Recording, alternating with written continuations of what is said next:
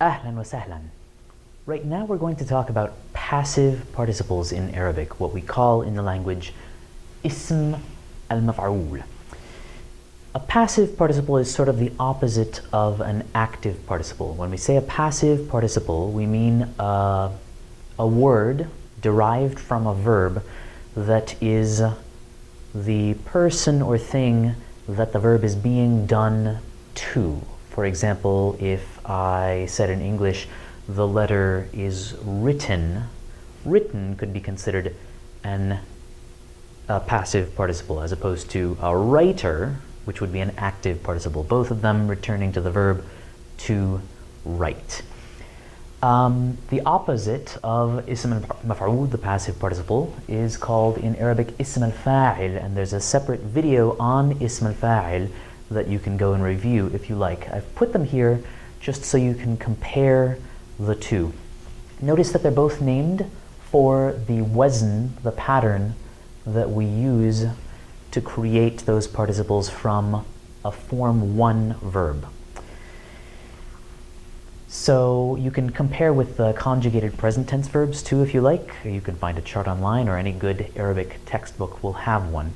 But basically we just apply this wazn, this particular set of short vowels and consonants, and we can create a new verb. So for example, a form 1 verb, يطبخ, meaning to cook, or he cooks in this conjugation. But if I want to talk about something being cooked, like cooked or uncooked food, I could take the judr, the 3-letter root, and then apply this wazn that I have right here.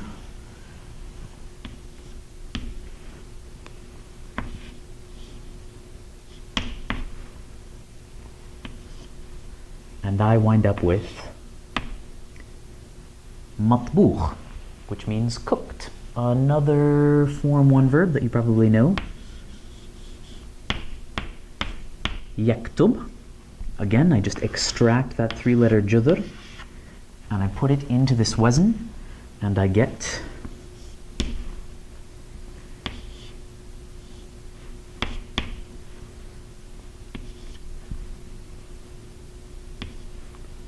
maktub, which means written.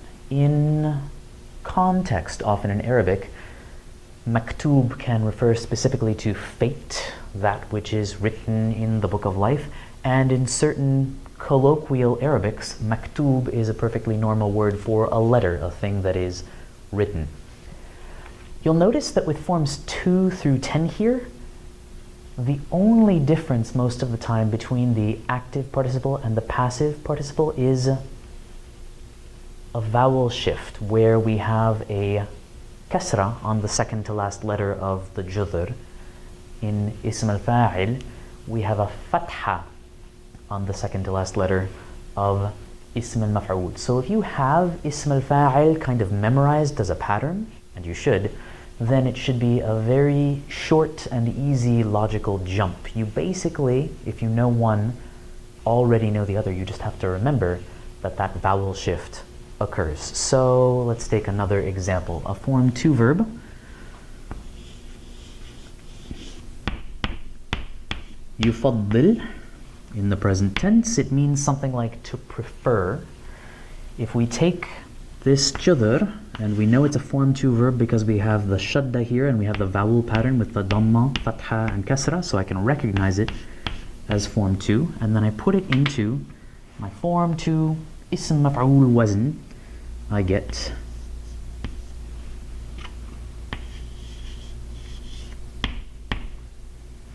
mufaddal. Oops. Which you might recognize as a word you know. It means favorite. If I were talking about my favorite book or my favorite TV show, I could say kitabi al-mufaddal, my favorite book, etc. Another example, there's a form 8 verb, intadhara. That's in the past, meaning wait, to wait for something. Now, if we take it and we put it into its ism maf'ul pattern here, we get منتظر.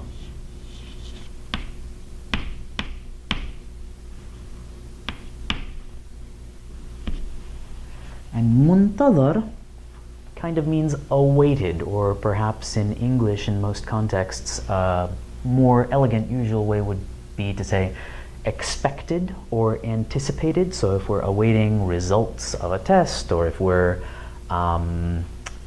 awaiting response from an individual or something, منتظر might be an adjective that we could apply in those situations.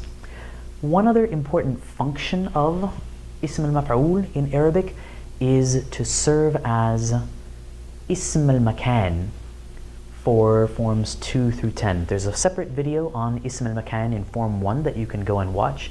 It's basically a place name. We can create a word meaning the place where such and such a verb happens. So in form 1, there's a distinct pattern, maf'al, which you can go and learn about elsewhere, but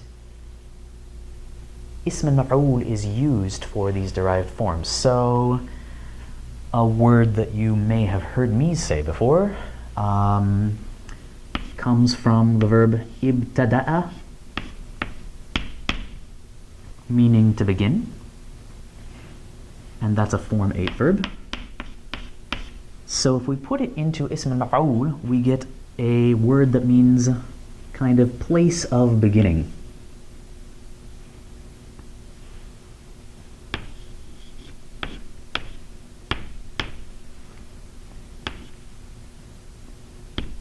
Mubtada.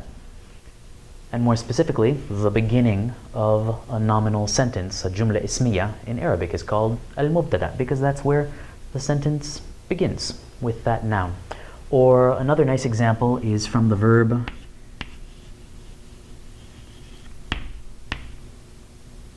istashfa, which means to seek a cure.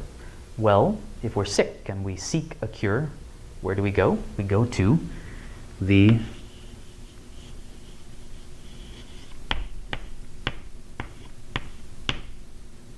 mustashfa. We go to the hospital, perhaps. Some awzan, because of the way that they affect the meaning of the judr, don't tend to create productive asma maf'ul. For example, form 7 is already passive by its very nature. We can take an active form 1 verb and make it passive by putting it into form 7. So we don't tend to see productive asma maf'ul in form 7. It would sort of be doubly passive in a way that rendered it meaningless. Similarly, in form 9, since form 9 has to do with being or becoming certain things, being or becoming blue, being or becoming squinty-eyed, something like that, we don't really have a productive ism maf'ul in those patterns. The really important takeaway here, as with ism al-fa'il, is that you can really create an ism maf'ul from any verb that you know, with the exceptions that we just mentioned. And that kind of increases your net vocabulary, if you think about it. If you think of all the verbs that you know and can use, it increases your effective vocabulary by 10 or 20%, let's say. So that's a really, really compelling reason to get these patterns under your belt, to get comfortable with them, and to start to seek them out and recognize them in Arabic language content that you expose yourself to. Because the more practice that you get with that, the more you will become comfortable with creating your own effective vocabulary on the fly, and the more quickly you will be able to recognize the meaning of a word with the help of the pattern that the word is in. So definitely spend some quality time thinking about these concepts and just observing, seeing where you can find them out and about in the real world.